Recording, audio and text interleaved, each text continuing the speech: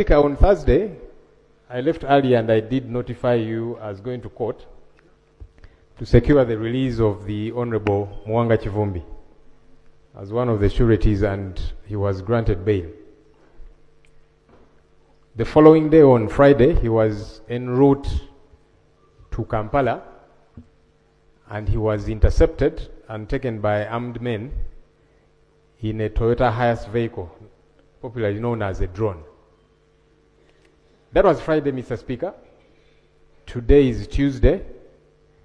His family has been looking for his whereabouts, and the rest of us colleague leaders. Now, my questions to government are twofold. Number one, where is the Honorable Muhammad Muwanga Kivumbi? Number two, is this the new normal? Because it's important that we know. Is this the new normal of how government will, they call it arrest?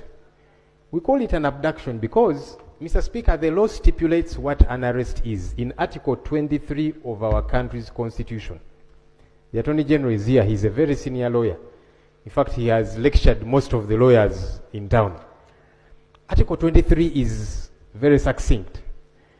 How somebody gets to be arrested, where they are taken, to police first, and thereafter, within 48 hours, produced in court. Mr. Speaker, I have seen some people say that Honorable Muwanga Kivumbi was picked up because of a tough speech he gave when he went back to his constituency.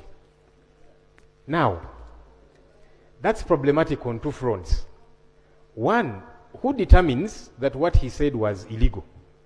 I thought it's a court of law. Who gets to determine that? Let's even imagine, Mr. Speaker, for argument's sake, that he said anything that is ultra-vires. Who determines that? I thought it's a court of law that does. Government has several times been urging the population to avoid mob justice. And on that front, I agree with government. Government officials, police, and so on, they say when you catch somebody, even if you catch them in an act, never mind that sometimes it's mistaken identity and somebody gets beaten, yet they've done nothing wrong. But that even if you catch somebody, whether stealing something of yours or whatever the case might be, government has been telling the population, take those people to police. Don't beat them up. And on that regard, I agree with government. So why doesn't government do the same thing it tells people to do? We need to stop preaching water and yet we drink wine. If you're telling people, if you catch somebody, they've stolen your money, your whatever, take to police, please don't beat.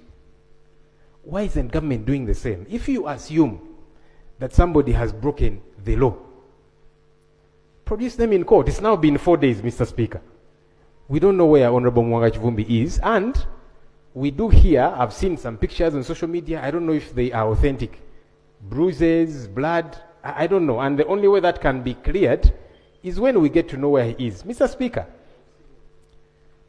you see, we were here in September of 2021. Again, some who are saying it's because of what he said. Honorable Segirinya Muhammad and Honorable Alan Sewanyana were granted bail by court. As they were getting out of Kigo prison, outside the gates of Kigo prison, they were abducted. They had not said anything anywhere. In June of 2024, the Honorable Paul Akamba, who were here with him in the 11th Parliament, he was granted bail. He was abducted within court precincts. So the Attorney General needs to help us understand. Number one, where is Honorable Muhammad Muwanga Kivumbi? He needs to be accounted for. But number two, is this the new normal? Have we now veered off what the law does stipulate, learned Attorney General? Thank you. I think I don't know whether I should go directly to the attorney because there are issues beyond him.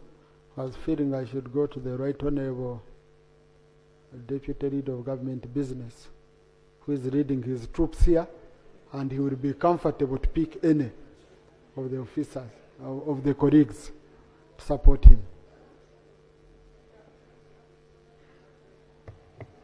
Thank you, Right Honorable Speaker, and I thank my brother, Honorable Senyonyi, for his intervention.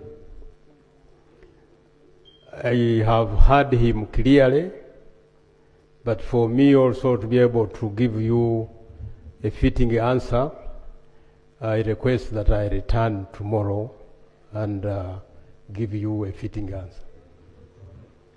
Thank you, Mr. Speaker. Honorable Senyenyi, I don't want to be diverted beyond that, and tomorrow is not far. Mr. Speaker, there were twofold issues. The where, we can wait for tomorrow because he probably has got to find out. It's not him who picked up the honorable member. So, yes, we hope that tomorrow we get feedback on where he is. But my second question, and that's why the learned Attorney General is here, was for the country to be guided. Is this the new normal? Because that doesn't have to wait until tomorrow. Because the Constitution is succinctly clear. Attorney General?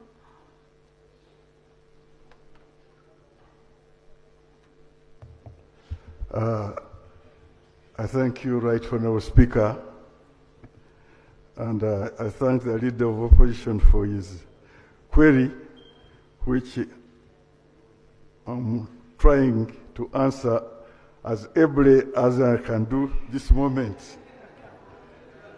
Mr. Speaker, the term new normal or old normal does not exist in my legal vocabulary.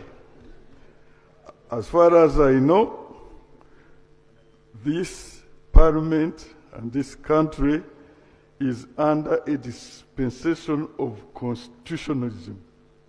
And I have that constitution in my hands here.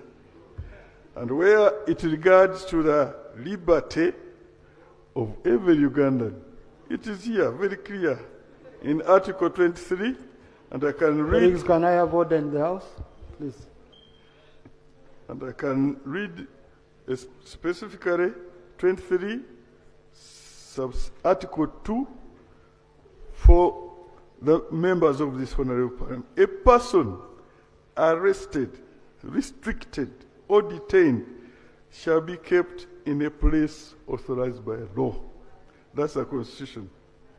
A person, now sub-article 3, a person arrested, restricted, or detained shall be informed immediately in a language that the person understands of the reason of the arrest, restriction, or detention, of his or her right to a lawyer of his or her choice.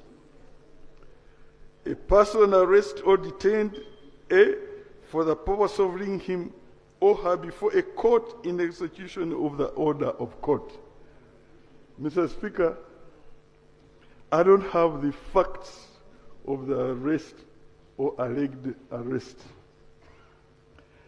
All I know is that we are under a constitutional dispensation.